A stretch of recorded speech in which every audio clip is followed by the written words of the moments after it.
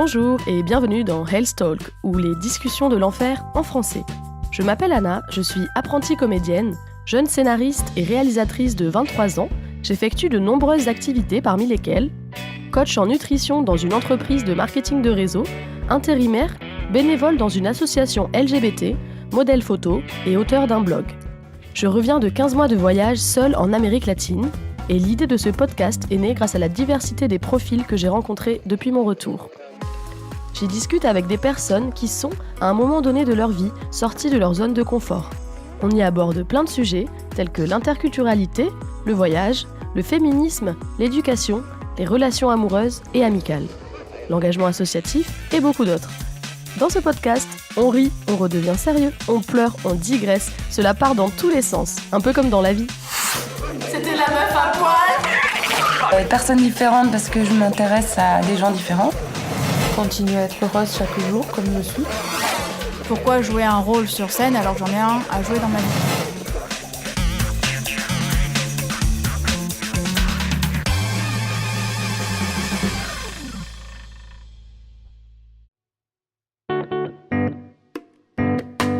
Aujourd'hui, je discute avec Zazie, une jeune amie de 19 ans qui s'envole le lendemain pour la Nouvelle-Zélande. On y parle de féminisme, de relations polyamoureuses, de voyage, d'indépendance, de jeunesse. Je m'excuse d'avance pour votre écoute, je rigole beaucoup, c'était le premier épisode que j'enregistrais, alors s'il vous plaît, soyez indulgents. Bonne écoute à vous! Aujourd'hui, on est avec Zazie. Coucou! Salut, merci de me recevoir. Ben écoute, tu vas essuyer les pots cassés comme je te disais, tu es la première. Pas de soucis, crash test, je suis confiante. Exactement, soyez indulgents s'il y a des couilles, c'est normal. Ah mais non, dans mon podcast, je me suis autorisée de parler n'importe comment. J'espère bien. Tu peux ne pas te limiter à ce niveau-là, il n'y a pas de souci. Parfait. Dis ce que tu veux. Si tu as envie qu'on coupe des choses, tu le dis aussi, il n'y a pas de souci. Ok. Voilà. Bah du coup, je vais te laisser te présenter. Fais comme tu veux pour te présenter. Ok, donc c'est Zazie, 19 ans. Je fais rien, on va dire. J'ai essayé la fac et puis ça n'a pas matché. Tu faisais quoi comme fac? Une double licence philo-anglais à Montaigne. Ah ouais, je savais même pas ça, tu vois. Donc voilà, peut-être un peu ambitieux, mais qui sait, peut-être dans quelques années, j'aurai le coup de pied au cul, le déclic et je reprendrai des études. Hein, c'est pas... Inch'Allah. J'ai des petits projets et du coup, oui, je pars demain en Nouvelle-Zélande, voilà, histoire de faire quelque chose, de faire ce que j'ai envie de faire et voilà, quoi dire d'autre? Je vis chez mes parents. Ok. En même temps, à 19 ans, bon. Mais voilà, c'est pas non plus un crime. Pas de permis non plus, j'ai le temps. Comme tu dis, à 19 ans. Ça va. En plus, j'y suis allée il y a pas très longtemps. C'est plutôt cool là où t'habites en vrai. Voilà, tu vois, ça vaut le prix de. Même si c'est loin et que c'est chiant et que je viens en stop. Ouais. Pour ceux qui connaissent un peu Bordeaux, c'est à Langoiran, rive droite, c'est hors tous les bus de ville en fait. Ouais. Donc c'est pas facile. C'est ça. Après, je vais à Cestas, je compatis totalement, c'est le même délire. Sauf que moi j'ai une voiture. Parce que toi t'as la voiture. Ouais, ça change tout. C'est la même histoire. C'est ça. Ok, cool. Du coup, pour expliquer un peu, en fait, on s'est rencontrés, c'est assez drôle la manière dont on s'est rencontrés d'ailleurs. Oui, je te laisse. Voilà, je vais le dire rapidement. En fait, on était donc moi je revenais d'Amérique latine, on était en festival qui s'appelait Le So Good. Le So Good, ouais, un festival de dub. Et du coup, moi. Ouais, à Canet-Jean, donc juste à côté de chez nous, dans notre campagne bordelaise, quoi, disons. Et c'était la première fois moi, que je revoyais mes potes. Et en fait, bon d'ailleurs, je passais la soirée avec des inconnus, pas avec mes potes, mais bon, ça c'est l'histoire de ma vie. Et donc, bref, et du coup, t'étais notre voisine de camping en fait. Et du coup, j'étais la camping de voisine. La voisine de camping, et il se trouve que voilà, la nature et la liberté, et j'étais le sein à l'air un soir au camping. Et du coup, un copain à Anna, un copain à toi, m'a dit « Ah, toi, t'as des seins super !» Mais dans le noir, j'ai pas vu sa tête. Je dis « Ah, merci !» Donc on fait notre vie, tout ça. Et puis le lendemain matin, on fait connaissance, on va dire, en vrai, quoi. Ouais, bah oui. Et du coup, il me dit « Bon, prends un verre, tout ça. » Il vient discuter avec nous. Alors moi, je faisais la timide un peu. Parce que j'étais moi-même quand j'avais les seins à l'air, mais je suis pas non plus. Bon, après, il faut dire que j'étais à poil après la moitié du temps. Tous les gens que j'ai recroisés de ce festival, mais C'était la meuf à poil.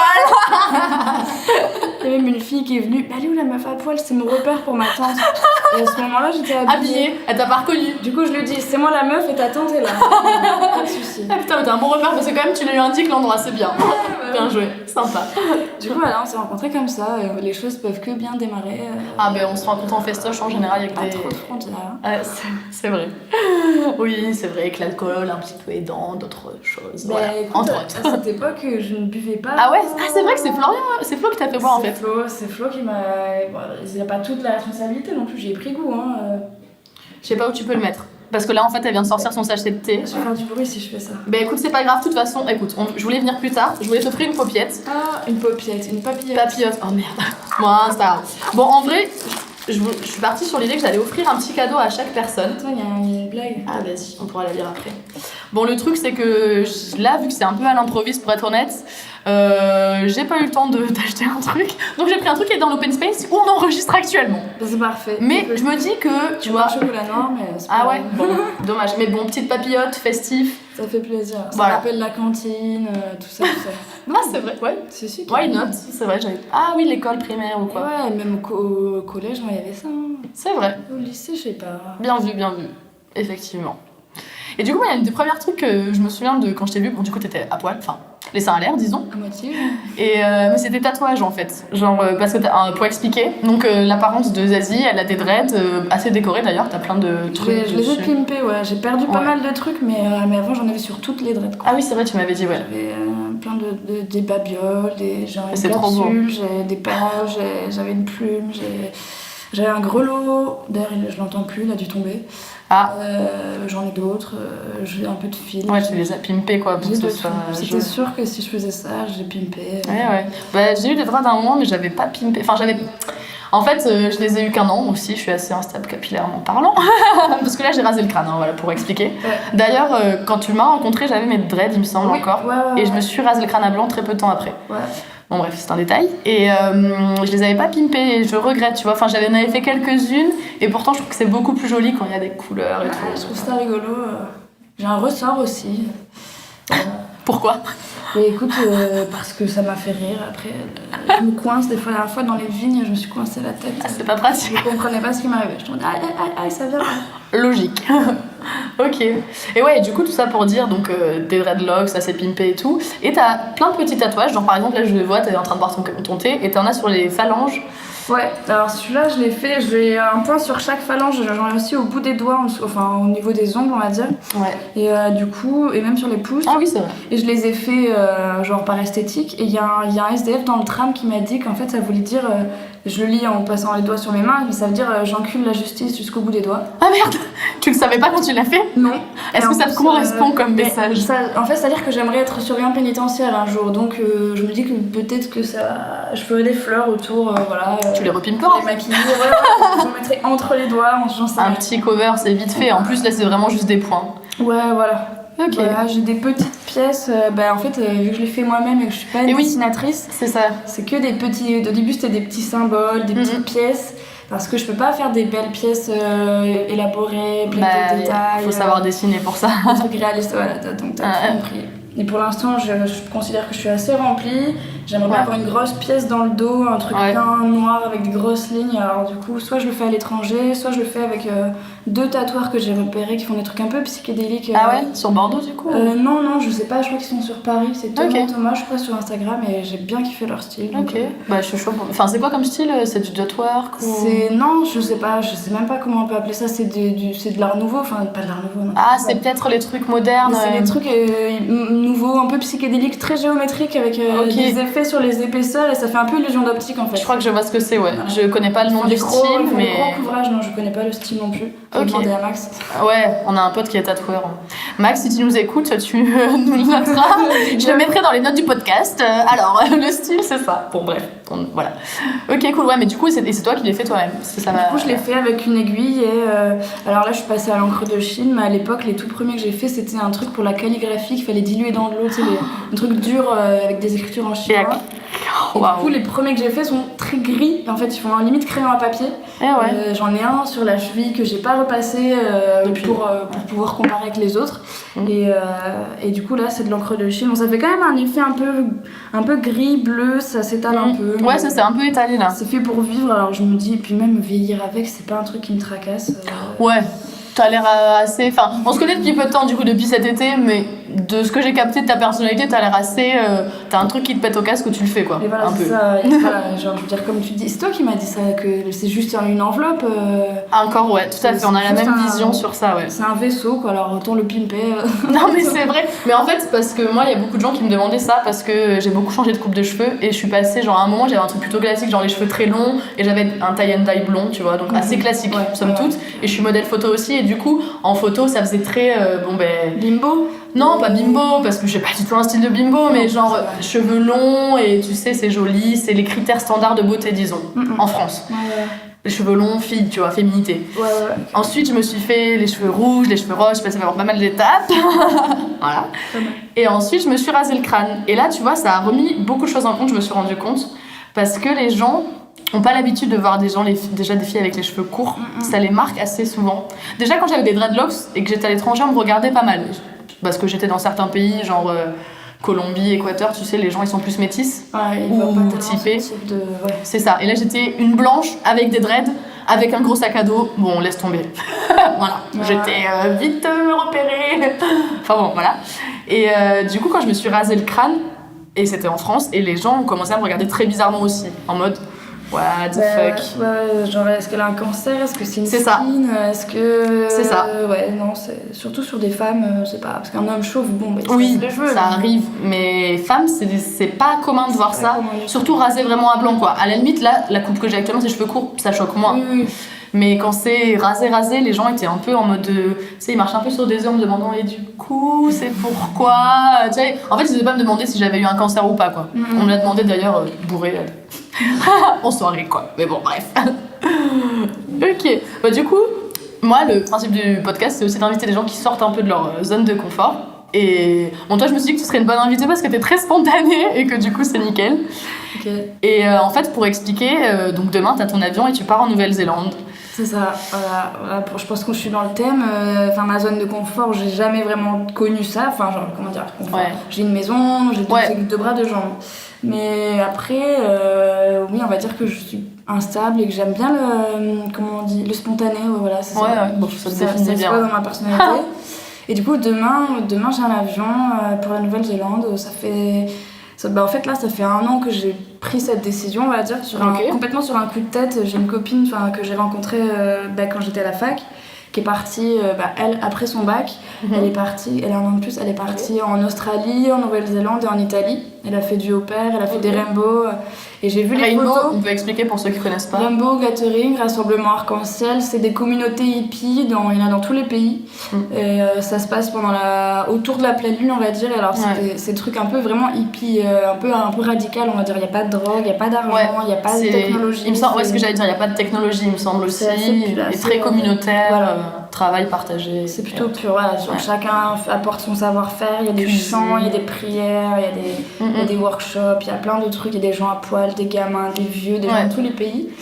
Mais au final, je pense que ça serait un petit peu trop parce que je suis pas une hippie C'est quoi ta définition de hippie? En fait, à la base, j'ai pas de problème avec ce mot. Pour moi, ça veut dire t'es ouvert d'esprit, t'as de l'amour et puis hop, t'es un peu perché. La vie est belle. En fait, j'ai vu que pour certains, hippie, c'est genre fumer des joints toute la journée, stop, pour la planète. Enfin, genre trop de clichés qui m'ont fait me dire en fait, ça fait peur.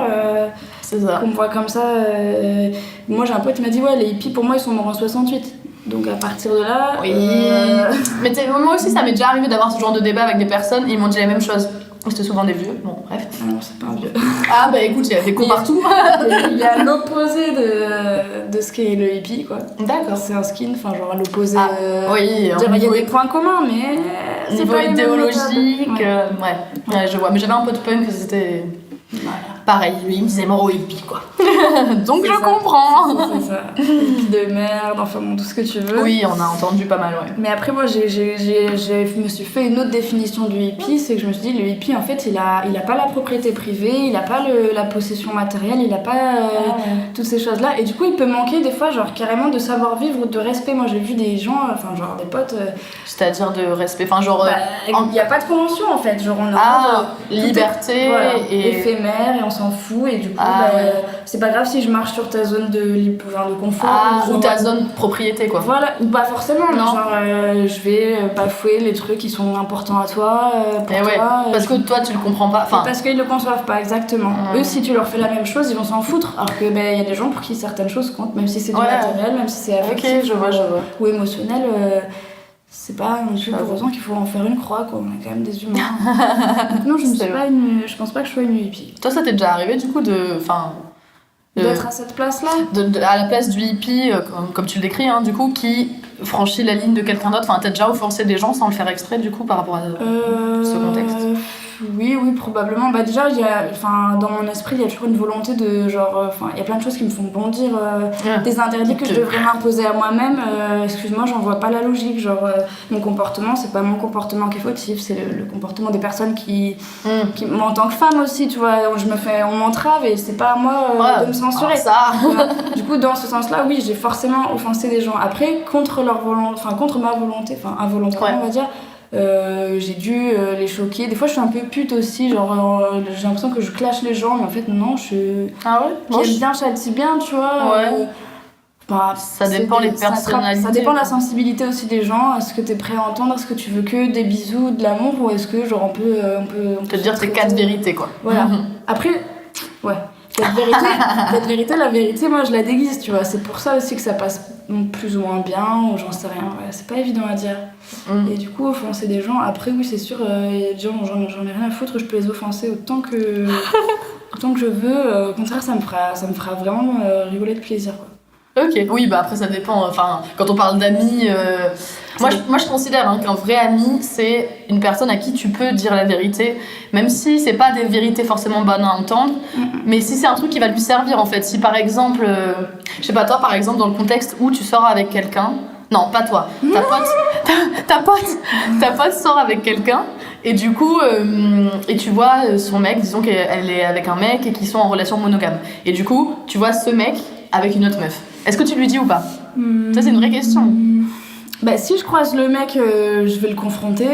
Et après, ma pote, d'un côté, j'aurais pas envie de lui faire du mal en lui apprenant ça, mais je préfère qu'elle l'apprenne. C'est chaud. Je sais pas si je préfère qu'elle l'apprenne de moi ou de lui, mais dans tous les cas, je préfère qu'elle arrête ça tout de suite, quoi. Ouais, bien sûr. Soit elle se voile pas la face, soit elle soit au courant de la vérité. Non, ça me ferait vraiment chier que. Non, il y a des connards, il y a des cons partout d'ailleurs, c'est même que réservé aux mecs, mais qu'est-ce que je ferais? J'irais pas balancer en mode parce que ça lui ferait mal aussi, genre... C'est ça qui est délicat en fait. C'est la chose en elle-même qui est douloureuse, donc c'est vraiment spécial comme... J'essaierai de le faire en sorte qu'il se trahisse, ou genre je le mettrai je mettrai dos au mur et il n'aura pas d'autre choix que de se confondre en excuses. Et là, moi, je serai là pour dire à ma pote, par contre, jamais il revient, en fait. Genre, en fait, tu le piétines, en fait, il a rien à faire dans ta vie, en fait. Genre, tu lui as laissé sa chance 1, 2, 3 fois, c'est bon, c'est beaucoup trop. T'as pas à perdre ton temps avec un mec comme ça, même si t'as tes sentiments qui t'aveuglent. Non, je suis désolée, je peux pas tolérer ça pour toi. Et si c'est le mec... Parce qu'il y a d'autres situations aussi. Moi, je connais des relations où c'est la meuf qui est toxique par rapport au mec. Ah, mais bien sûr, on dit pas que. Oui, mais de toute façon, c'est des deux côtés, hein, bien sûr. Et la meuf est intéressée, ou elle fait du chantage affectif, ou des trucs comme ça. Et à un moment, le mec, genre, soit la copine, soit les copains, posent un ultimatum en mode c'est eux ou moi, ou c'est elle ou nous, tu vois. Et du coup, dans ce cas, je trouve que c'est vraiment triste. C'est pas ça. D'en arriver là. C'est absolument pas ça, non, c'est sûr. Ouais. Bon, bah du coup, tu es ce que j'appellerais une bonne pote. Parce que déjà, tu y réfléchis. Mais après, il y a pas. Enfin, je trouve. Ça m'est arrivé de coucher avec des mecs qui trompaient leur copine. Ouais, t'étais l'amante, du coup. entre guillemets. Bah, c'était Enfin, si t'es l'amante. Ou non, mais je veux dire, c'est... Ça dépend de la définition d'amante. Bien sûr. Bah alors dans ma définition, là, dans le sens vraiment littéral, c'est-à-dire que le mec est en relation et toi, la maîtresse, ouais, pardon, c'est plus la maîtresse que l'amante, ouais. Mais je le fais pas en mode j'ai juste envie de le sauter et genre j'ai aucun remords, aucune pensée. Non, je lui dis par contre, mon petit gars, t'as ton libre arbitre, est-ce que t'es bien est-ce que t'es sûr à 100% qu'on le fait, tu vois? Genre, je veux pas que ta copine elle vienne me voir en mode ouais, la pute, non, je suis en mode non, c'est ton mec la pute, tu vois? Genre, ouais, c'est ça. Ça m'énerve tellement, tu vois, les gens qui, quand il y a une relation avec quelqu'un qui te trompe, moi ça m'est déjà arrivé, hein. Honnêtement, bon, c'est un truc que j'ai jamais dit à personne, ou très peu de personnes. D'être l'objet de la tromperie, madame. Non, d'être l'objet de la tromperie et que la meuf du gars en question vienne me voir. En fait, non, en plus c'est plus compliqué que ça. C'est-à-dire que j'ai couché avec un mec qui avait une ex qui était, enfin c'était son ex depuis longtemps, machin, un truc, une histoire bien compliquée, tu vois. Et le truc c'est que j'ai couché avec ce mec, voilà, mais ils étaient même plus ensemble. Et cette meuf c'était une conne et elle l'a appris. Et du coup, elle était violente. Et du coup, elle est venue. J'étais au lycée, je m'en souviens très bien, ça m'a un peu traumatisée. Et c'est la seule fois de ma vie où je me suis fait taper, tu vois. Et moi, je suis pas violente. Donc, ouais, vraiment, c'est un truc que j'ai jamais dit. Mais elle a fait quoi, cette Bah, en fait, j'étais genre au lycée et elle m'a menacée. Elle m'a dit en mode je vais t'attendre à la sortie du lycée et tout. Donc, moi, j'avais mes potes au lycée. Donc, elle m'avait dit bah, nous, on te protégera et tout, pas de soucis. Et le jour même, elle était pas là.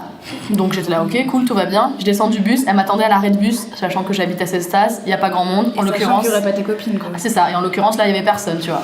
Donc elle était plus âgée que moi, j'avais 16 ans, elle en avait 18, je crois. Donc voilà, elle m'a tabassé et tout. Moi, en plus, je suis vraiment enfin, tabassée, elle m'a tapé violemment. Je suis en mode non violente, tu vois. Du coup, genre. En fait, j'ai juste paré ses coups, mais je l'ai pas tapé en retour. Donc déjà, j'étais en mode bien trauma, tu vois. Et je continue à marcher chez moi pour aller vers chez moi. Et la meuf revient. Elle était en voiture avec une de ses potes. Et moi, là, je t'avoue, honnêtement, je vais pisser dessus. Ouais. Bah ouais. Et du coup, en fait, genre, elle a. Donc moi, j'étais en mode, tu vois, un peu, j'ai peur, quoi. Et elle m'a fait, non, mais t'inquiète, ça fait pas grave. Elle a essayé de me cracher dessus. Bon, c'est raté, mais. Enfin, bon, tu vois, le truc, comment dire, m'aurait piétiné avec ses pieds, c'était pareil, quoi. C'est l'humiliation, quoi. C'est exactement ça. C'est de l'incivilité, c'est manque de respect. Mais tu vois, dans ce cas-là, ce que je comprends pas, c'est que, bon, alors déjà, son mec l'avait même pas trompé parce qu'ils étaient plus ensemble. Mais bon, soit. Et en plus de ça, à ce moment-là, c'est à son mec qu'elle doit s'en prendre, c'est pas à moi, en fait, parce qu'en fait, on est deux. Et moi, je savais très bien qu'il était dans cette situation, tu vois. Mais du coup, Enfin, en vrai, je trouve pas que ce soit la personne extérieure qui est responsable. Si t'es avec quelqu'un et que t'es bien, t'as pas besoin d'aller voir ailleurs, pour moi. Et si t'es bien dans le fait d'être dans une relation monogame, parce qu'après, il y a d'autres choses qui existent, tu vois. Moi, franchement, je vois tellement de gens en monogamie qui ont l'air malheureux, j'ai envie de leur dire, mais les gars, faites de la relation libre, quoi. Pourquoi Mais ouais, polyamour. Mais c'est pas une notion qui est connue de beaucoup de gens, hein, honnêtement. Non, et puis la définition, elle varie, genre vraiment d'une personne à l'autre. Mais moi, pour ce que tu me dis là, déjà, il y a un truc flou entre ces deux personnes. Genre, elle a pas tourné la page, ou alors lui, il a pas. Mais peut-être qu'ils se sont pas quittés dans les règles, ou qu'ils. Ouais. Il y a quelque chose, mais ils veulent pas se l'avouer. Du coup, elle pense qu'elle est légitime de faire ça. Donc, déjà, c'est pas du tout ça. Faut soit claquer la porte, soit dire on reste potes, mais faut se parler, quoi. Et cette pétasse, déjà, la violence entre meufs, comment dire que je trouve ça. Enfin, le 36e dessous. Déjà, c'est de la violence, donc c'est le contraire du dialogue. Donc, enfin, moi, je veux dire, je peux me clasher, je peux débattre, même calmement. Genre, tailler les gens verbalement, je m'assois pendant 2 heures s'il n'y a pas de souci. Mais par contre, la violence, enfin, genre, je l'aurais éclaté, je pense. Enfin, genre, c'est un truc que j'arrive pas à concevoir que je me laisse faire parce que ça me mettrait trop hors de moi et que, genre, il suffit juste de donner l'illusion que tu peux répondre pour décourager la personne. Et pour moi, le pacifisme ou la non-violence, c'est pas genre. Je dis pas que c'est ton cas, mais j'ai pas d'armes, alors je choisis cette voie-là, tu vois. C'est genre, j'ai le choix. J'ai pas de quoi, pardon. D'armes. Ah ouais, ok. C'est justement, j'ai les armes. Mais je choisis de pas m'en servir. Et c'est là le pouvoir que j'ai, tu vois. Mais du coup, tu te manifestes comment? Genre, dans la situation où j'étais, genre, la meuf vient et... soit tu dis verbalement, enfin, genre, tu peux toujours le crier à la gueule, tout ce que tu lui reproches. Moi, ça a pas de rapport, mais des fois, genre, il y a eu des situations où j'ai rien dit, alors que j'aurais dû, parce que j'ai un ressenti, et que voilà, et genre, j'ai hoché la tête en disant oui, ok. Et que du coup, avec cette personne-là, c'était fini. Et du coup, je lui ai jamais dit ce que je lui reprochais. Je lui ai jamais dit les causes dans notre relation, ce qui avait fait que moi, j'avais interprété telle chose, tu vois. Genre, à aucun moment, j'ai donné mon retour. Et genre, réellement, je m'en veux de pas avoir communiqué sur ça, juste pour laisser la personne s'exprimer et pas passer pour une rageuse en contestant, tu vois. Et j'ai pas eu l'occasion de contester plus tard, parce qu'après, c'était genre... Trop tard. Au fait, j'ai de la répartie, mais 3 jours après. Au fait, je t'ai pas dit ça, petit con. J'ai pas dû dire au téléphone. Bah non, ça a moins d'impact. d'impact. Voilà, du coup, genre, je m'énervais dans le tram en mode putain, genre, je parlais tout seul. Je vois, ouais. J'aurais dû lui dire sur le moment, sauf que dans ma politique, c'est dans une relation, enfin, même parce qu'on n'avait pas défini, c'est ni un couple ni rien, tu vois. Genre, je suis pas légitime à être jalouse, de la même manière que.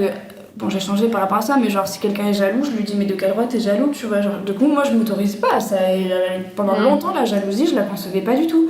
Et du coup, à quel moment je suis légitime, genre, telles actions, ou le fait que je dorme chez toi, pour moi, ça veut dire ça, tu vois, genre... Mais le problème aussi, c'est que pour toi, ça veut pouvoir dire des choses, et pour l'autre personne, t'en sais rien, en fait, si tu le verbalises pas, ça, c'est un truc que j'ai appris, j'ai fait des études, on faisait un peu de com, et en fait, il y a un truc, mais vraiment tout con, c'est que genre, entre ce que tu penses, ce que tu dis, ce qui sort de ta bouche, ce que l'autre entend, ce qu'il comprend, ce qu'il interprète, ce qu'il a envie d'entendre, il y a genre 7 manières différentes de voir les choses, et donc le message peut complètement se perdre en chemin, en fait. Oui.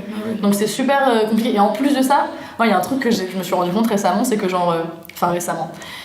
C'est que biologiquement, et même si ça me fait mal de le dire, les hommes et les femmes, on n'est pas pareil, en fait. Vraiment, nous, on a les hormones, eux, ils ont la testostérone, et c'est un truc tout con, mais rien à voir, quoi. Enfin, combien de fois... Alors après, t'es d'accord ou pas, tu vois, parce que je te vois hocher de la tête, de lever les yeux. Mais la testostérone aussi, c'est énorme, non? Oui, pardon, oui, en plus je suis très mauvaise en... Voilà, j'ai dit de la merde. Non mais vas-y, je vois où tu veux en venir. Ouais, mais du coup, en fait, genre... parce qu'en fait, je suis bisexuelle, et du coup, ça m'est déjà arrivé de me dire, mais pourquoi je réagis comme ça, tu vois, genre de me prendre la tête pour... ah, il a fait ça, donc ça veut dire ça, avec un mec en l'occurrence.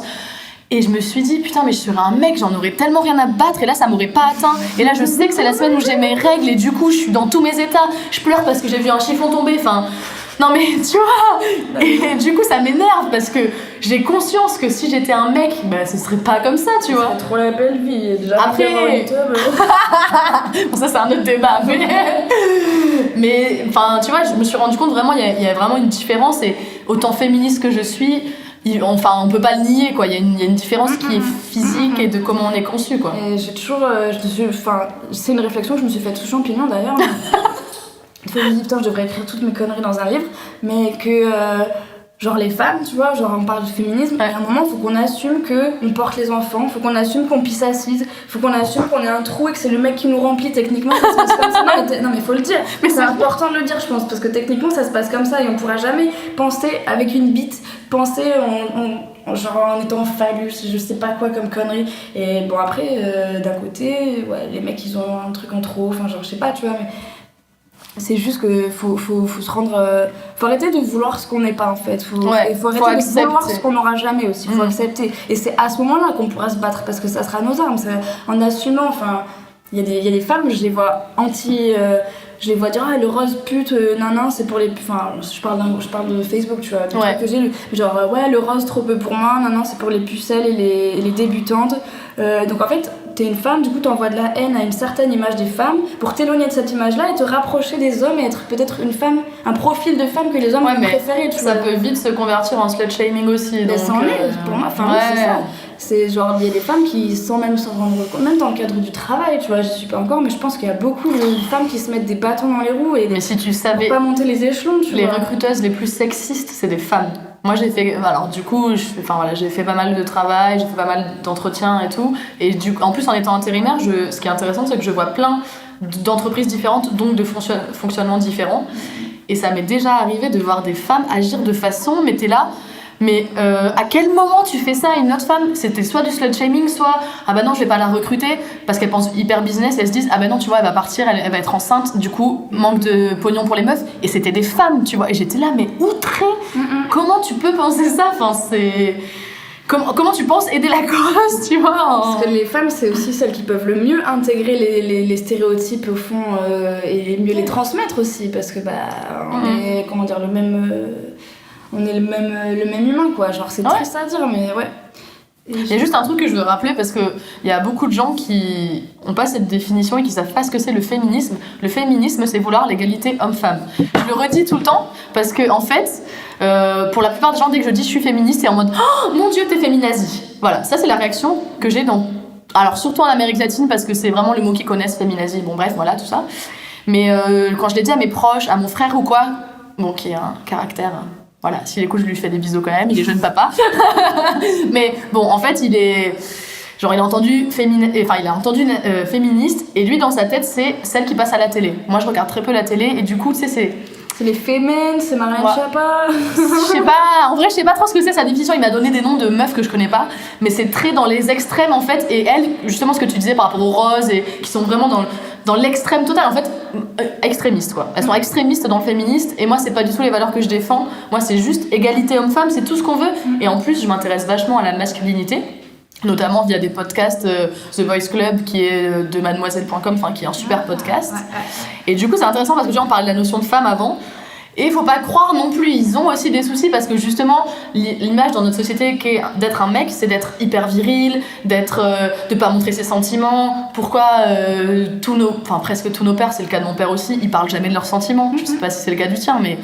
Moi, je l'ai perdu quand j'étais gamine. Ah, bon, mauvais exemple des autres, du coup, je savais pas. Non, ça fait partie du lot. Mais c'est pour ça, moi, le féminisme, je lui colle un synonyme où, genre, c'est l'antisexisme, en fait. Parce que, genre, je vais pas prévaloriser, si ça se dit, la lutte pour la liberté des femmes au-dessus de la lutte pour la liberté des hommes. Genre, eux aussi, ils ont des injonctions, ils ont des stéréotypes. Et... Bon, après, ils l'admettent pas, tu vois. Ouais. Voilà. De la même manière qu'ils dénigrent ce que les femmes vivent, ils dénigrent ce que les hommes vivent aussi, tu vois. Genre, c'est une carapace, t'arrives pas trop à... Mais c'est un éveil, je pense que c'est en progrès aussi, tu vois, avec des médias qui commencent un peu à parler de la masculinité. Ça a été très longtemps un sujet... Ça a mis du temps, mais ouais, parce que les hommes, peut-être que de la même manière qu'on est conditionnés, ne voient pas ce qui leur manque, en fait. Et aussi, la dernière fois, j'étais dans une salle d'attente et j'entendais une nana dire « Oui, on a un bébé, nana. » Alors, c'est une fille, le papa est très content, et la mère elle est paniquée parce qu'elle veut pas élever une fille dans ce monde-là, tu vois. Alors moi j'entends ça, moi j'allais pas m'incruster dans leur dos, mais je lui dis mais ma grosse, mais élever un garçon, tu penses pas que c'est le triple de responsabilité dans la société justement? C'est ne pas élever un connard, voilà. Ne pas élever un gars machiste, et encore plus de taf, enfin autant. C'est vraiment genre je me disais donc en fait même dans la procréation tu te dis mais non mais pas genre pourquoi se protéger avec de la peur alors qu'on peut genre juste en étant humain faire avancer les choses quoi. C'est ça, mais c'est intéressant parce qu'en fait moi je suis tati très récemment, il a moins d'un mois, mon petit neveu, je l'ai pas encore vu. Et en fait justement c'est mon frère qui me parlait de ce truc de cette image de féministe, voilà. Et du coup moi j'essaye un peu, tu vois, je lui ai envoyé justement les Histoires de Daron, qui est un autre podcast fait par Fabrice Florent, et en fait dans ce podcast justement ça parle d'histoires de papa, donc de jeunes papas ou de plus vieux qui ont des enfants plus grands, tu vois, mais ça parle aussi de genre et de plein de choses intéressantes. Bon voilà, c'est un éveil, mais vu qu'il a un petit gars, en vrai il y a beaucoup de choses c'est autant de responsabilité d'avoir un petit gars et d'élever un petit gars respectueux, tout ça, voilà, c'est un vaste sujet. Bon, je ressemble parce que je vois qu'on a une demi-heure et je voulais quand même parler de voyage à la base. Mais on a dévié, il n'y a pas de souci. De toute façon, j'avais dit, c'est du freestyle. Il n'y a pas de souci. Du coup, pourquoi tu veux partir en Nouvelle-Zélande? Quels sont tes objectifs si tu en as là-bas? Qu'est-ce que tu as envie de voir? Pourquoi tu y vas? Je vais commencer avec pourquoi j'y vais. De ce que je sais, parce que c'est une décision que j'ai prise sur un coup de tête en mode la fac c'est pas pour moi. J'ai balayé tous les gens du lycée ou presque. J'ai 3 potes dans ma classe parce que les autres sont des gamins, genre en cours c'était des machines de guerre, mais dans la vie d'à côté je me voyais perdue sur le campus avec leurs plans. Ouais, il y a 2 choses, l'intelligence émotionnelle et l'intelligence en cours. Mais bon, bref. Et du coup, cette copine-là, Sybille, elle était partie en voyage, en trip et tout. Et donc j'ai vu les photos, je me suis dit, mais putain, genre des gens tout nus dans la nature, vous l'interprétez comme vous voulez, mais moi, pour moi, c'est une nature magnifique, que de la forêt, tout ça. Et je me voyais beaucoup me retrouver seule, en fait, dans cet univers-là. J'ai toujours beaucoup estimé ma solitude et j'en ai toujours eu besoin. Et tout. Bon, je suis unique, je sais pas si c'est... Mais j'aime la solitude et il y a un truc aussi qui m'a poussée à pas aller vers les gens systématiquement, même quand tu vois en soirée je connais une personne de vue ou vaguement, je vais pas aller lui taper la causette ou quoi, je vais pas avoir peur de me pointer dans des endroits solo, dans des concerts, je fais tout par moi-même en fait. Et là ça fait peut-être 1 an ou moins, j'en sais rien, 6 mois, c'est pas facile à définir, que j'ai appris que je pouvais m'appuyer sur les gens, que je pouvais avoir confiance, que je pouvais me confier, que je pouvais aimer, me laisser aimer, et que je pouvais genre demander de l'aide ou... Parce qu'avant, pas du tout. Enfin, avant, t'étais... Non, je concevais pas, parce qu'il y a un truc que je sais depuis très longtemps, c'est qu'on est tout seul sur notre barque et que ça sert à rien de se faire des illusions en mode c'est l'autre qui va te sauver, trop pas. À partir du moment où tu auras intégré que en fait on est tout seul de A à Z, là tu pourras avoir... C'est triste comme vision. C'est triste, pour moi c'est peut-être du scepticisme ou du pessimisme, mais pour moi c'est aussi de la lucidité. Alors après c'est triste, et du coup je suis moins extrême par rapport à ça, j'ai appris, je suis devenue, comment dire, il y a des gens que j'ai besoin de voir plus souvent, mais faire des choses simples, mais avoir des relations, pas genre, moi j'avais souvent, j'avais une pote, un pote, j'avais pas de groupe de potes ou de choses comme ça. C'est quelque chose qui est assez nouveau pour moi, et j'ai appris que l'amitié, la vraie, c'est les coups de gueule, c'est les emmerdes, c'est partager le quotidien. J'ai pas d'amitié où je pourrais être assez honnête pour vraiment dire ces 4 vérités à quelqu'un, enfin si, mais pas dans un groupe. Et puis même... en face à face peut-être. Ouais, voilà, en face à face. Mais il y a Flo, tout ça, ils m'ont appris pas mal de choses. J'ai observé, je me suis dit en fait être amie, c'est être amie dans tous les moments, c'est pas... C'est fou. Parce qu'après moi les gens je les voyais pas, enfin mes potes, j'en ai plein mais je les vois pas tant souvent, tu vois. Pas avec fréquence quoi. Voilà, c'est ça. Plus ça s'installe et plus je les vois, on va dire 1 fois par semaine environ, une grosse moyenne. Et du coup, j'ai appris que je pouvais... Enfin, maintenant, par exemple, pour aller à un endroit, pour aller à une session d'up ou aller à une soirée ou n'importe quoi, les appeler. J'ai plus envie d'y aller accompagnée, tu vois. Ouais, je capte. Ouais. Et puis même, j'ai remarqué que j'étais plus en confiance si j'avais un acolyte pour aller voir des inconnus ou des presque inconnus plutôt que de moi toute seule à poil aller voir des inconnus. Surtout que tu me disais que tu y allais pas quand tu étais toute seule finalement. Enfin, si, j'y allais toute seule, ah, oui, j'y allais toute seule justement. Okay. J'y allais pas du tout accompagnée. Et du coup, là, je commence à apprendre ce truc-là, d'avoir confiance en les gens, de pas... Mais pourtant, j'ai jamais aucune expérience qui démontre... Qui montre le contraire en fait. Je pense pas qu'on m'ait jamais fait de coup de pute ou en tout cas au collège, mais bon, c'est des meufs que j'ai rayées, tu vois. Mais ça, je pense qu'on a toutes connu les histoires de merde de collégiennes, bon voilà. C'est pas ça qui m'a influencée. Non, mais après c'est une nature. Voilà. Mais ce qui est trop drôle, c'est que tu vois, moi j'ai vachement appris à leur contact aussi, et je m'en suis rendu compte, tu vois, en post-voyage, enfin là en revenant de mon voyage justement. Parce qu'en fait, ce qui est drôle aussi, je t'invite aussi pour ça, c'est que toi t'es à l'étape où j'étais moi il y a 1 an, plus d'1 an, parce que je suis partie 15 mois en Amérique latine, donc t'es l'étape d'avant. Mais sachant que toi, t'as pas beaucoup voyagé avant, tu me disais. J'ai voyagé dans quelques endroits. Après, ça s'est fait, on va dire, vers mes 15 ans. Avant ça, j'avais jamais rien fait. J'ai fait des voyages de classe, j'ai fait des voyages avec la famille, avec des amis, tu vois. J'ai fait le Canada, l'Italie, Angleterre, Barcelone 2 fois. Mais après, t'étais en Bali, je sais pas. Ouais, voilà, c'était jamais. C'est ça. Moi, je parle vraiment à moi-même. Voilà, c'est bien différent. Tu vas le voir bientôt. Le truc qui découle peut-être de ce fait que je me lie plus aux gens, c'est que j'ai l'impression qu'il faut que j'aille plus loin pour retrouver ma solitude, tu vois, techniquement, parce que je suis à des milliers de kilomètres et que je connais personne, mais je me voyais bien me retrouver toute seule dans cette nature et faire des randos, tu vois. Je me disais, peut-être que ma solitude, elle me démange un peu plus en France et que du coup, il y a besoin d'aller la travailler ou de la retrouver, ou de me garantir que je n'ai pas perdu cette chose-là, tu vois. Parce que d'un côté, moi j'ai vu souvent des gens qui étaient tristes quand ils étaient seuls, qui aimaient pas la vie en appartement tout seul, tu vois, qui avaient besoin de compagnie, d'être, comment on dit, stimulés, tout ça, des trucs comme ça, tu vois. Moi, ça a jamais été mon cas, ça me dérangera jamais d'être toute seule. Mais disons que je vois la compagnie comme un plus, tu vois, genre... On dirait une ermite qui vient de débarquer dans la société, mais non, on te juge pas, y a pas de soucis. Et puis je pense que le voyage seul, c'est une des meilleures façons de voyager. Enfin, quand j'étais gamine et qu'on faisait des sorties sur Bordeaux, tu vois, genre on y allait à je sais pas combien, mais ça me cassait les couilles, genre t'en as 2 devant qui lead, tout le monde qui est là, on va faire ça, puis toi t'es derrière en train de traîner des pieds parce que ça te casse les couilles, qu'en fait on doit rester un groupe et qu'au final on fait rien, on va nulle part, enfin, tu vois, je trouvais ça chiant, genre après à 2, 3, bon c'est un peu mieux, mais encore tu te tapes toujours des trucs que t'as pas envie de faire. Et je me dis solo, en plus de ne pas avoir le poids de l'autre, c'est un peu horrible comme... l'enfer c'est les c'est un peu réducteur, mais bon. C'est un peu extrême, non, je déconne. Attends, mais je déconne, mais je sais plus ce que je disais. Non, mais que du coup, t'aimais bien. Que du coup, j'ai envie de me retrouver, voilà. J'ai envie de découvrir, parce qu'on découvre pas aussi bien que par soi-même, je pense.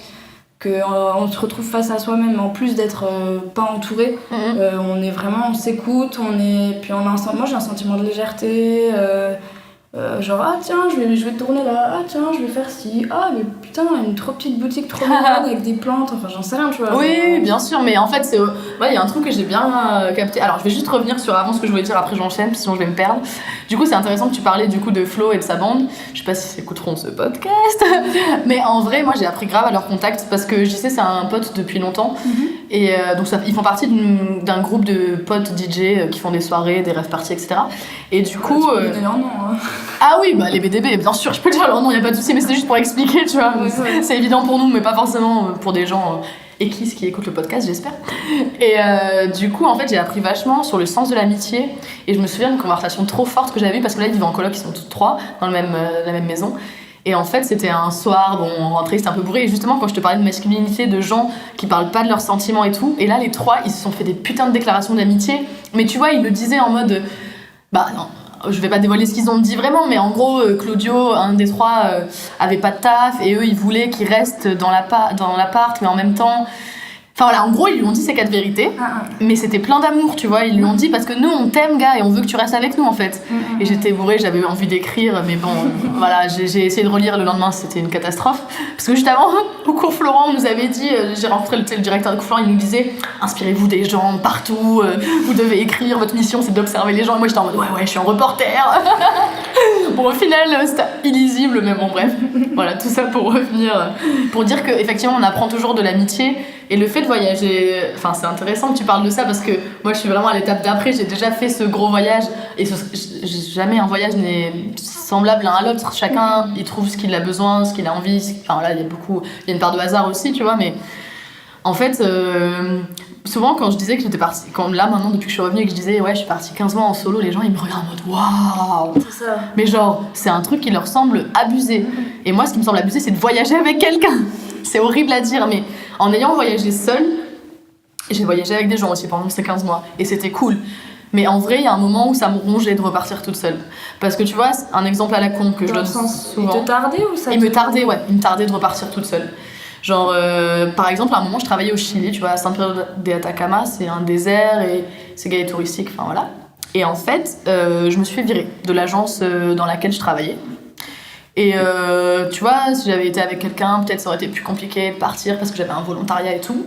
Je me suis fait virer, j'ai fait ok, c'est comme ça, je me suis cassée au Pérou, sachant que c'est à la frontière, c'est pas très loin. Du coup, ça c'est l'exemple de la liberté totale, tu vois, c'était pas dans mes plans. Moi, dans ma tête, j'allais rester peut-être un mois de plus dans cet endroit-là.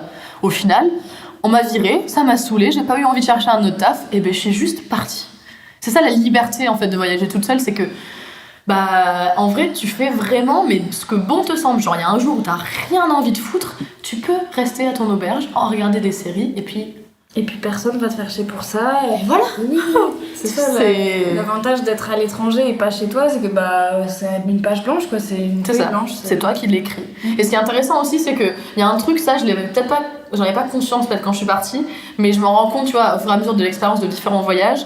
Quand t'es à l'étranger, vu que t'es loin de tout, de ta culture et des gens qui ont la même culture que toi, il y a un sentiment vraiment de liberté et de réellement être toi-même. Enfin, moi, je sais que ça me le fait souvent. J'ai l'impression d'être plus moi-même à l'étranger qu'en France parce que tu sais que personne qui a la même culture que toi va te juger, en fait.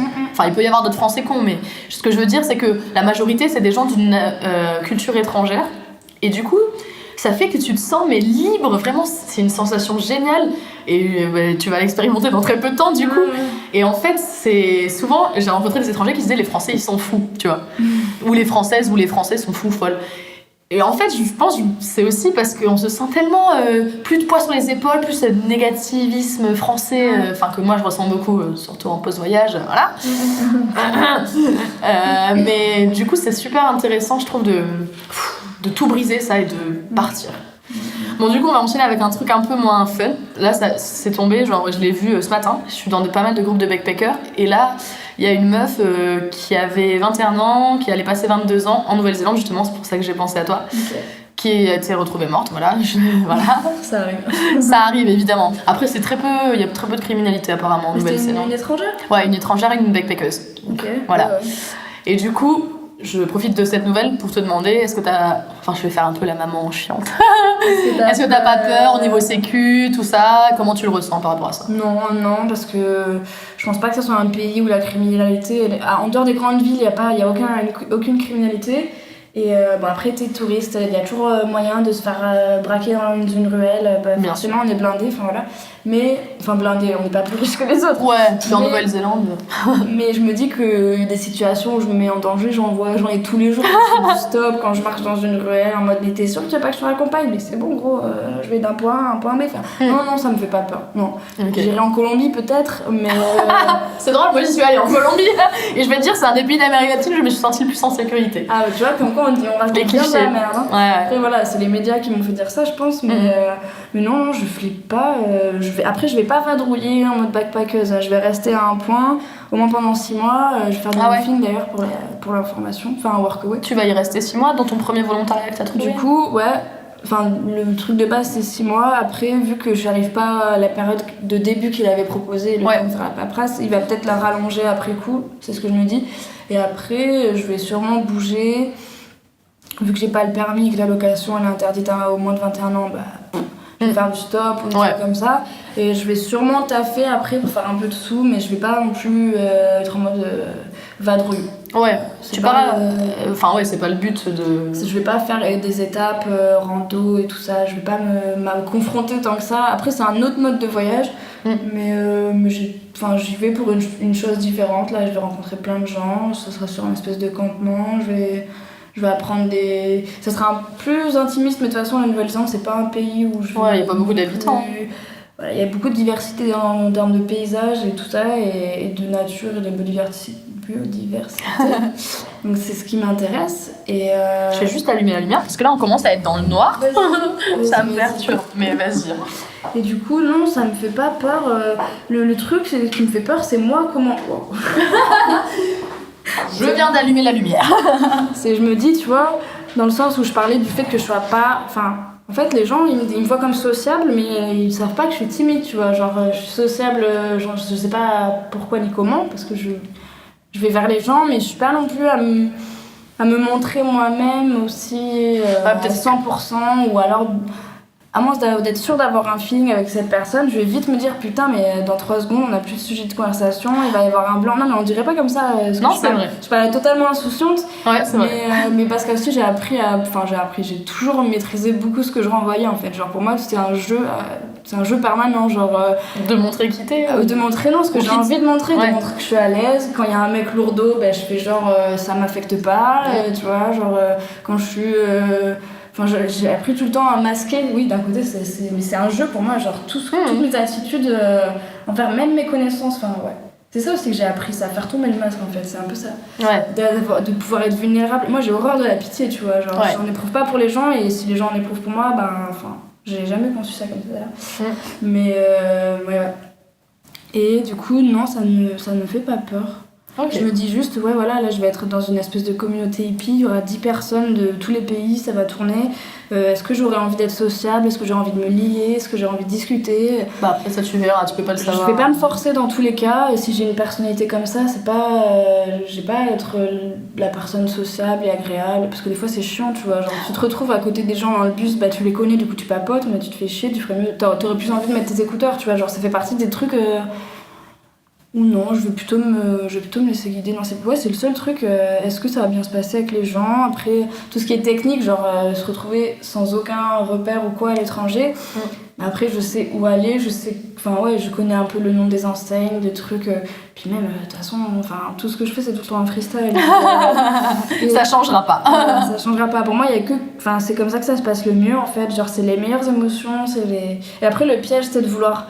j'ai remarqué vouloir réunir les mêmes conditions là qu'il y avait la dernière fois. Genre, je vais ressortir. C'est quoi la dernière fois? La fois enfin, genre, mettons, je vais faire une sortie pour la première fois, en mode spontané, je vais rencontrer des gens et ça va être top. Et la fois d'après, du coup, je vais vouloir reproduire ces choses-là. Genre, je vais sortir, je vais me dire, je vais espérer de les croiser, je vais comment dire, tu vas mettre des espérances et du coup, la réalité va être moins bien. Au final, mais forcément que ça peut pas être ni à la hauteur ni identique. Et c'est ça le piège, en fait, d'espérer. Et du coup, pourquoi je fais ça? Je sais pas, on divague beaucoup, mais de toute façon, la digression, c'est la base d'un podcast. Je dis quoi? On a dit divaguer, mais diverge, moi j'aime bien. Ok. Diverge, on dit bite. Je sais pas la ref. Mais non, il y a pas de ref. D'accord. Divaguer, c'est un synonyme de diverger, mais dire verge. Dire verge. Ça sera peut-être l'extrait de ce podcast pour te présenter. Pas de soucis, avec grand plaisir. Ok, très bien. Du coup, moi, il y a un truc aussi que j'ai appris, c'est l'instinct. En fait, quand t'es en voyage, parce que, ce que tu racontes, moi aussi, j'ai voyagé en mode stop, j'ai fait des volontariats. Le petit rappel, un volontariat, c'est en gros, tu vas dans un endroit, tu travailles quelques heures par jour, et en échange, t'as la bouffe normalement et le logement. C'est juste pour préciser. Et du coup, tu sais jamais vraiment où tu tombes. Quand tu fais du stop, tous les gens me disaient, mais t'es folle, t'es dans des endroits what the fuck et tout. Et en fait, ce que j'ai toujours dit, c'est que je fais confiance à mon instinct. Et quand tu voyages, déjà, je pense qu'en tant que meuf, à la base, on l'a déjà, parce qu'en vrai, quand on se balade toute seule dans les rues la nuit de Bordeaux-Centre, par exemple, ou de n'importe quelle ville, il y a inconsciemment des choses qu'on sait qu'il faut pas faire, tu vois. Et c'est dommage, mais... Moi, je connais ces choses-là, mais je vais pas ne pas les faire. Je sais qu'il faut pas mettre de jupe, je sais qu'il faut pas marcher dans la religion, mais qu'est-ce que j'en ai à faire? Non, mais c'était pas comme ça, c'était plus dans le style... on est un peu en autoprotection, mais c'est pas forcément conscient, tu vois, mais par exemple, tu vas te garer dans un endroit... moi, parce que j'ai la voiture, je vais me garer dans un endroit, par exemple, c'est le jour quand j'arrive, et je vais peut-être me dire, du coup, je vais pas trop me mettre là, parce que quand j'y reviendrai, ce sera une petite ruelle sombre la nuit, tu vois. Par exemple. Après, en vrai, je fais pas tout le temps ça, mais c'est pour donner un exemple, en fait, de ce que je voulais dire. Et du coup, par contre, l'instinct est vachement important, parce que plus tu voyages, plus tu vois de gens différents, donc plus t'affûtes ton instinct, je trouve. Et du coup, plus tu vois direct, mais ça marche dans plein de choses, pour la sécurité, mais aussi pour le feeling juste relationnel. Genre, au début, quand t'es dans une vie stable, et t'as des collègues qui sont les mêmes tous les jours, bon, il y a quelqu'un que t'aimes pas, et t'es obligé de composer avec. T'es en voyage, t'es libre, tu t'en bats les couilles. Moi, les personnes que je sentais pas, dès le début, je les zappais, j'essayais même pas d'approfondir, tu vois. Ça peut paraître très mal poli, mais en soi, je veux dire, t'es en voyage, t'es là pour kiffer. Je vois pas pourquoi tu t'emmerderais avec des choses qui, justement, sont liées à un quotidien. Et c'est à ce moment-là que tu te respectes toi-même, en fait. C'est pas en te forçant. Et quand tu parles de l'instinct, moi, de la manière que j'ai toujours masqué ou du moins joué, je pense que j'arrive aussi à très bien déceler l'attitude des gens. Je sais pas d'où je le tiens, mais quelqu'un qui ment pour parler de ce qu'on parle le plus souvent, mais même qui est gêné ou j'arrive franchement trop bien à lire dans les gens. Et du coup, je pense que mon instinct, il s'appuie un peu là-dessus. On va dire, je mets pas mal le nez dehors, je fais des sorties, je marche dans la rue, je croise pas mal de gens et je les regarde. Les gens te regardent pas, tu vois, moi je les regarde. Et du coup, ça permet déjà de sentir les choses. Moi, il y a des gens, je les sens approcher, toi je te sens pas, et le mec se retrouve quelqu'un de malfaisant en train de me parler qui veut pas lâcher le morceau. Tu vois, genre, je vois pas que du noir partout, faut pas croire. Je dis pas ça. Non, je pense que ça donne un peu cette impression, mais l'instinct, je pense que je m'y fie aussi pas mal. Et comme tu dis, plus tu t'en sers, plus il va s'affûter. Donc, quand je dis spontané, c'est parce que j'ai un peu de la ressource cachée et que je m'appuie là-dessus. Mais je vais pas changer pour autant. Et quand il y a besoin de changer ou de se dire, bon là t'es un adulte, faut se renseigner sur des choses, faut un peu des fois mettre le nez dans les trucs qu'on n'a pas envie de faire, les papiers, les trucs. Tu grandis et tu le fais et voilà. Parce qu'il y a longtemps, il y a des choses, j'ai refusé de les voir en face. Ah ouais, non, mais de les aborder ou de les concevoir, genre un travail. Moi, je demande pas aux gens ce qu'ils font comme travail, et du coup, mais d'un côté, c'est une partie de la personne que tu ignores, tu vois. Et ça, j'ai appris à me dire, bon, en fait... Il y a des choses à creuser. Mais c'est drôle parce qu'on en a parlé juste avant. En fait, vu que t'es ma première invitée, je savais pas si moi j'allais te présenter ou si j'allais te demander de te présenter. Et du coup, tu m'as dit, toi-même, ce serait mieux que les personnes se présentent elles-mêmes parce qu'elles disent ce qu'elles veulent. Et c'est vrai. Moi, en fait, le but, c'est d'interroger des gens que je trouve avec des personnalités atypiques et originales et qui ont sorti leur zone de confort. Et du coup, l'intérêt pour moi, c'est que la personne... Enfin, j'ai pas envie de faire une interview classique de personnes exceptionnelles, tu vois, ça n'a pas d'intérêt, je trouve. Ce serait pas cohérent dans l'idée. Donc du coup, c'était cool que tu te présentes toi-même, d'ailleurs. Très bonne suggestion. Bon, là, on arrive à la fin de ce podcast, il reste genre 10 minutes. Du coup, je vais te poser les questions que je vais essayer de poser un peu à chaque fois. Vas-y. Alors, la première question, c'est t'étais quel genre de petite fille? Genre, on va dire, donc là, t'as 19 ans, donc il y a 10 ans, à tes 9 ans. Le genre de petite fille, j'ai grandi à la campagne, les pieds dans la terre, jouer avec des bâtons, des fils de fer, des pommeaux de douche pour me dire que c'est une moto. Enfin, vraiment pas mal d'imagination. Je sautais partout, mais tu rencontres les gens du primaire, j'aboyais, je sautais partout. Enfin, un peu sauvage. J'étais sauvage et une grande folle. Genre, les mères de mes potes que je connais depuis ma toute petite enfance, il y a les folasses. Franchement, je me suis grave calmée, t'as pas idée. Genre, les gens, des fois, ils me voient moi-même, ils pètent alors qu'ils me voient pas. Genre, quand j'étais au collège, même déjà, je me suis bien calmée, mais j'étais vraiment pas hystérique, hein, non, ni hyperactive, juste. Beaucoup d'énergie. Voilà, pleine d'énergie. Genre, t'as des vidéos sur Caméscope de moi qui part en couille pour rien. Enfin, genre, voilà, c'est comme ça que je me suis construite. Et quand on me dit que je suis une hippie ou quoi, enfin, genre, je pense que je sais pas pour rien que je suis comme je suis. Genre, j'ai grandi à la campagne, mes parents ils sont de gauche. Il y a un moment, il y a des racines. Merde, je suis le fruit de mon environnement. Genre. Et du coup, voilà, un peu ce genre de gamine. Joyeuse, pense que j'en avais. Oui, joyeuse, carrément, ouais. Je cogitais pas mal aussi, mais j'étais la copine, la grosse folasse, quoi. Genre, on a fait 400 coups avec une pote à moi, avec ma pote d'enfance. Genre, vraiment des trucs, des mauvaises idées, se démaquiller ou des solvants, enfin, genre. Oh là là! Mon Dieu! Non, mais c'est comme ça qu'on apprend. On apprend de ses erreurs, hein. C'est ça. Ma mère a dû avoir beaucoup de patience, à mon avis, mais voilà, je suis ce genre de gamine, beaucoup d'énergie. D'accord, ok. Mais j'ai pas perdu cette part de gamine, je serai toujours une enfant en moi. C'est vrai, t'as une petite part juvénile quand même. Mais c'est bien, tant mieux. C'est marrant parce que paradoxalement, je donne l'impression, peut-être que j'en joue, je le veux certainement, mais d'être très innocente, très naïve. Bon, j'ai beaucoup de naïveté, j'essaye de la racler un peu et ça marche, mais je reste, les gens me voient comme quelqu'un d'innocent. Parce que je me montre pas sous mon premier jour, genre quand je rencontre un mec, je vais glousser, je vais être comme ça. Et en fait, quand il me voit vraiment, mais genre. J'avais pas pensé à ça derrière ce masque. Je veux se dire, c'est pas la même personne. Voilà. Ok, cool. Et du coup, pour le présent, genre. Qu'est-ce qui fait de toi une personne différente? Et tu entends ce que tu veux derrière différente. Voilà, ok. Déjà, le fait qu'on soit pas. Enfin, que personne soit pareil, genre on a beau dire.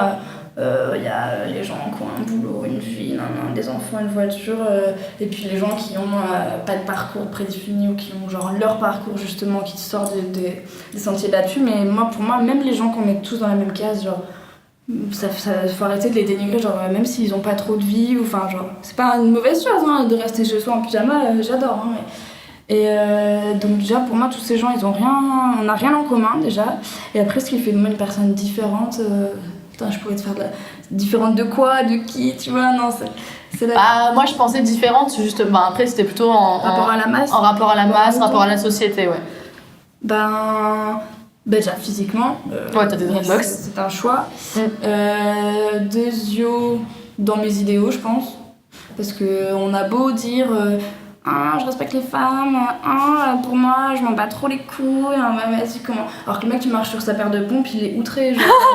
ou des gens genre, qui s'affichent ou qui se croient être d'une certaine manière et qu'en fait quand tu les secoues un peu, quand tu les mets face à quelque chose, il y a personne à bord, tu vois. Genre, déjà ouais, je pense que j'ai peut-être un côté punk, je m'autoproclame pas, mais genre il y a vraiment des choses qui pour moi genre j'en ai rien à battre, tu vois. Après il y a des choses aussi paradoxalement, genre moi je vais attacher beaucoup d'importance, c'est des petits riens. Mais une personne, elle va le faire, genre ça va me vexer ou ça va vraiment m'attrister ou vraiment je suis aussi sensible, même si je donne l'air d'être beaucoup insouciante, mais c'est peut-être lié.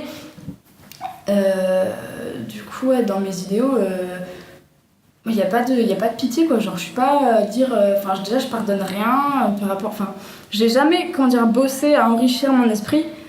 Je suis le fruit de ce que je suis, je pense. Et j'ai pas fait tant... Enfin, genre là, sur Bordeaux, tu vois, je fais pas mal de... Il y a pas mal de trucs engagés qui se passent, il y a pas mal de conférences et tout ça. Donc là-dessus, vu que j'ai arrêté les cours, j'ai pas mal essayé d'occuper mon temps comme ça. Mais à aucun moment, j'ai lu des livres de trucs révolutionnaires et tout ça. Genre, ça s'est fait tout seul, hein. J'ai pas plus d'explications que ça. Du coup, je pense que ouais, dans mes idéaux, et puis ça se transparaît dans mon comportement aussi. Les gens pensent que je suis juste une folle les seins à l'air, mais en fait, non, c'est juste parce que j'ai plein d'idées derrière. C'est pas D'ailleurs, une question militante. Ouais, pourquoi tu te mets les seins à l'air? Et pourquoi pas le festival? Ouais, mais c'est une bonne réponse, hein. C'est pas dans le jugement, mais c'est une vraie question. Parce que j'ai l'habitude de. Enfin, je suis souvent à poil chez moi, faut dire. Je dors à poil aussi, et je vous le conseille. Parce que j'ai autant le droit d'être à poil qu'un mec, parce qu'on se sent bien, parce qu'on se sent libre, parce que des fois ça plaît aux autres, parce que des fois ça attire le regard, parce que ça suggère des questionnements. Enfin, c'est pas parce que, c'est des petits plus que ça ajoute. Et pour parler de ça, par exemple, les gens qui m'oppriment et qui m'oppressent le plus, c'est souvent les nanas. Par rapport au fait que tu sois pas. C'est souvent, et c'est pas voulu, hein. C'est genre, pareil, c'est genre la société qui nous fait ça, mais t'as pas peur, mais si un mec te nana, mais comment tu te sens, mais on te regarde, mais nani. Ou alors il y a aussi l'opposé, genre putain, mais j'aimerais trop pouvoir. Après, c'est la confiance en soi aussi, tu vois. Il y en a qui c'est même pas imaginable, tu vois. Mais j'aimerais bien pouvoir y arriver, faire comme toi et tout, me sentir libre, continue, bouge pas. Il y a des fois un mec un peu. En teuf, t'as froid, mais non, connard, sinon j'aurais pas laissé. Réfléchis. Mais c'est pas bien méchant, franchement, quelques regards, mais bon, en même temps, il y a un truc que tu caches à longueur de temps, c'est comme voir deux filles s'embrasser, les gars ils sont là. Oh. Tu vois, mais c'est parce que c'est des trucs qu'on voit pas, genre. Genre, c'est bien, tu vois un mec en jupe, tu le regardes tout autant. Moi, là, je reste sur du très classique quand même, mais. Du coup, ouais, parce que je me sens bien et parce que. Je considère que si on ne fait pas changer les choses, personne le fera pour nous, tu vois. Genre, je vais pas attendre que ma grand-mère... ma grand-mère, elle a brûlé son soutien-gorge, ok, mais à part ça, on n'a pas beaucoup avancé. En fait, tu fais partie de la nouvelle génération de féministes. Je pense qu'on n'est pas... Enfin, ça, j'entendais parler justement dans un autre podcast, mais on n'est pas la même génération que les 68 tardes qui, elles, ont vraiment vécu la révolution. Enfin... Tu vois, c'est... Comment dire, nous, on est modernes, il y a encore plein de choses à travailler, mais du coup, on n'est plus dans les mêmes combats, quoi. Oui. Il y a certaines choses qu'elles ont acquis, bon, le droit de vote, voilà, plein d'autres choses, mais nous, on est... Enfin, moi, je me considère... je suis féministe, tu vois, mais ça sous-entend pas, justement, quand on parle de définition du féminisme, ça s'entend pas la même chose qu'avant, et il y a eu un mouvement aussi qui était très anti-homme, tu vois, et moi je suis complètement contre ça, parce que pour moi le féminisme c'est aussi pour des mecs en fait, enfin les mecs doivent et peuvent et sont féministes. Sans eux on n'y arrivera pas. Ben oui, voilà, bien sûr. Et en plus ils y gagnent, et le féminisme c'est de l'antisexisme, genre les gars on n'est pas en train de se battre que pour notre gueule, et on n'a pas dit que les mecs pouvaient. Par exemple, moi j'ai déjà entendu une connerie comme quoi les mecs ne peuvent pas être féministes, ils peuvent être pro-féministes ou anti, mais voilà, ils peuvent pas être féministes parce qu'ils sont pas des femmes. Mais quelle connerie. Genre, si t'es pas noir, tu peux. Moi je suis allée déjà dans des débats et tout du LPA, genre si t'es pas noir, tu peux pas te battre, être pro, j'en sais rien, moi, pro-black, je sais pas si ça existe, anti-raciste, tu vois. Genre c'est quoi cette connerie, c'est une question d'idée, C'est une connerie monumentale, hein, mais c'est pour ça que j'ai tenu à rappeler la définition de féminisme, justement, pour qu'il y ait pas ces malentendus. C'est une évidence, j'ai pas besoin de le dire, j'ai pas besoin de le prouver parce que genre mon comportement, après il y a des gens ils disent t'es pas féministe toi, si, mais je vais pas le dire. Pour moi, c'est une évidence, comme toi quand tu dis que t'es pacifiste, ça devrait être une évidence en fait. Genre, il y a pas besoin de le dire, il y a pas besoin de le préciser, c'est nécessaire en fait. Tant que les choses ne sont pas résolues, je pense qu'on aura tous besoin d'être féministes. Si les choses se résolvent un jour, bien entendu. Mais du coup, voilà, ça a l'air. Ok. C'est pour avoir accès à la liberté, pour être moi-même. Après, il y a des endroits où. Je me dis que c'est... par exemple, il y avait une soirée chez Flo il y a pas longtemps, et du coup, ils me savent tous que je me mets les seins à l'air, j'avais envie, mais d'un côté, il y avait un truc qui me bloquait, je me suis mis à mettre les seins à l'air 5 secondes, et il y a la copine de Perrine, elle m'a rhabillée, tu vois, alors que c'est cette même nana qui peut me dire « Ouais, mais toi, qu'est-ce que tu t'en bats les couilles, tu peux faire ci, tu peux faire ça, tu vois, genre, c'est cool », mais d'un côté, c'est la même personne qui va me rhabiller, donc... c'est des moments. Et puis la fois où on s'est rencontrés, genre j'étais moi-même, comme tu dis, toute seule à ce festival, les seins à l'air, parce que je demande de compte à personne. Alors que là, j'étais à une soirée où les gens me connaissaient, et il y avait une certaine attente en mode ah, vas-y, à quelle heure tu montes tes seins, tu vois. Et du coup, il y avait une sorte d'attente. Enfin, je l'aurais fait pour moi-même, mais d'un côté, le fait que. Qu'on te le demande. Qu'on me le demande entre guillemets, et que. Enfin, c'était un choix volontaire, mais il y avait aussi un truc je comprenais pas. Genre, j'avais envie, mais j'arrivais pas. J'avais envie, mais j'hésitais. Et le fait qu'il y ait une attente par rapport à ça, ouais, ça m'a un peu. Bloqué. Un peu dérangée. Ok, je comprends. Parce que quand ils m'ont rencontrée, j'étais moi-même en mode, comme toi en voyage. Balèque. Salut. Voilà. Tout à fait. Ok. Du coup, quel est ton, je sais pas si t'en as un, mais un objectif principal pour ton voyage là? Qu'est-ce qu'on peut te souhaiter? Genre si t'as un objectif, un truc que t'aimerais apprendre ou découvrir, ou ce que ça peut être apprendre l'anglais, ça peut être bouffer, j'en sais rien, une spécialité néo-zélandaise, j'en sais rien, tu vois. Bah, y a une petite liste de choses que je me suis dit que ça serait cool de faire. Ouais. Genre jouer du hang, des trucs comme ça. C'est quoi le hang? C'est cet instrument rond, c'est un mélange de 3 instruments. Avec des vibrations quand tu tapes. Voilà, tu tapes à différents endroits. Okay. Ça, j'aimerais bien en jouer, mais c'est pas mon objectif. Mon objectif, ça serait de me dépasser moi-même, je pense, de me découvrir moi-même, ou alors justement d'atteindre la sérénité. Genre, je fais pas de méditation, mais genre de me dire à ce moment-là, je suis bien, je suis moi, je suis en sécurité, j'ai oublié mes tracas, j'ai oublié mon ego. Enfin, j'ai pas oublié les gens, parce que les gens c'est aussi des tracas, tu vois, et moi aussi je suis un tracas, donc c'est de là-dedans que je voudrais revenir en étant un peu nettoyée, plus sûre de moi, plus sûre de ce que je veux, plus sûre de comment je me positionne par rapport aux choses, aux gens. Peut-être grandir, mais pas, enfin genre. Ouais, non, enfin pas trop non plus. Après ça va, hein, t'as 19 ans. On dirait que j'en ai 60, mais bon, 19 ans c'est. Enfin voilà. Non, trop pas. Non, je sais pas ce que c'est l'objectif, prendre l'air. Si je vais dans un pays loin, c'est pas pour rien, hein, c'est pour m'éloigner, enfin. Mais pour découvrir une autre moi, enfin j'en sais rien. J'ai aussi une espèce de. Envers moi-même, genre un point d'interrogation, qui tu es vraiment, qui tu es là-bas, qui tu es ailleurs. C'est plein de questions finalement. Plein de questions, j'ai pas les réponses, parce qu'il y a des gens qui se disent mais oui mais tu cherches quelque chose, t'es dans une quête, c'est pas obligatoire. parce que c'est ton âge, parce que nanani nanana, la société non, je cherche pas de réponse, il y a pas de réponse, et s'il faut la réponse, je vais la trouver en ouvrant mon frigo, pas dans du monde, donc, tu vois. Non mais oui, c'est un peu rapide de se dire ouais mais elle se cherche. Non, alors dans ce cas c'est H24 quoi. Non oui, bien sûr, puis t'es pas obligé d'être en train de te chercher pour partir en voyage, hein, rien à voir quoi. Tu peux juste avoir envie de partir en voyage et fuck. Et pour parler de voyager solo, tu vois, moi genre je considère que le voyage seul c'est la meilleure façon de voyager, mais il y a des gens qui savent voyager, qui me donnent envie de voyager avec eux, tu vois, genre bisous mon petit Oli, mais genre je me dis, ce mec il doit avoir les doigts en or, tu vois, enfin genre.